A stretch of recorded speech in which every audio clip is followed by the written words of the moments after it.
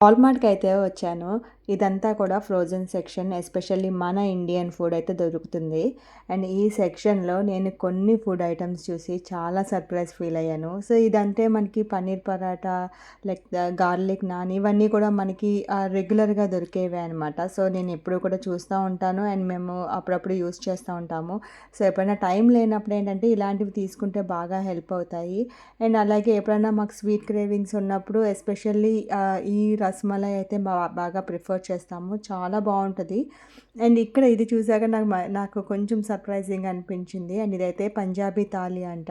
So, దాంట్లో rice, curry 2 కూడా just మనము వేడి చేసుకోవటమే. అండ్ అలాగే ఇది చూసి అసలు ఇంకా షాకింగ్ అనమాట. ఇడ్లీ. సో, నేనెప్పుడూ కూడా ఇడ్లీ బ్యాటరే చూసాను గానీ, ఇడ్లీ అయితే నేను డైరెక్ట్‌గా ఫ్రోజన్ ఇడ్లీ, ఫ్రోజన్ వడ అయితే నేను చూడలేదు. సో, అది సర్ప్రైజింగ్‌గా అనిపిచ్చింది. నా అదర్ వీడియోస్ చెక్‌ఔట్ చేయండి.